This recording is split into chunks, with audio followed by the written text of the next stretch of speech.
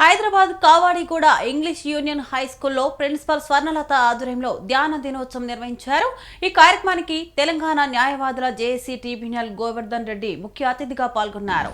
7 నిమిషాల పాటు ధ్యానం చేస్తే మానసిక ఒత్తిడి అధిగమించవచ్చని అన్నారు. అనంతరం ఇషా సెంటర్ సభ్యులంతా ధ్యానం చేసి సద్గురు బోధించిన సూచనలను పాటించారు. మిరాకిల్ ఆఫ్ మైండ్ ను అందించడానికి కాజీపేట నుంచి హైదరాబాద్ వరకు పాదయాత్ర చేసి ప్రజల్లో అవగాహన కల్పించనున్నట్లు తెలిపారు. కాజీపేట నుంచి హైదరాబాద్ వరకు మిరాకిల్ ఆఫ్ మైండ్ ఉద్యమంలో భాగంగా పాదయాత్ర చేసిన వారికి సాలువాలు, పూల మొక్కలు అందజేసి ఘనంగా సత్కరించారు.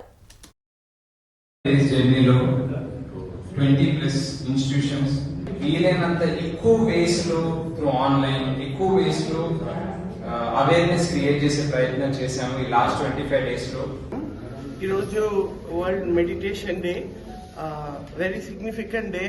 ఎంటైర్ వరల్డ్ మన మెంటల్ ప్రాబ్లమ్స్ కి, ఇష్యూస్ కి సొల్యూషన్ వెతుక్కునే రోజు. మనకి ఇంత అందుబాటులో, మనకి ఇంత సింపుల్ గా ఒక మెడిటేషన్ ప్రాసెస్ సద్గురు గారు ఇచ్చున్నారు.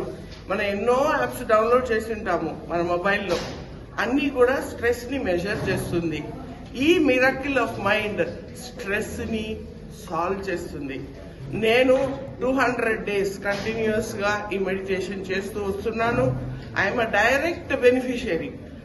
సద్గురు గారు చెప్పిన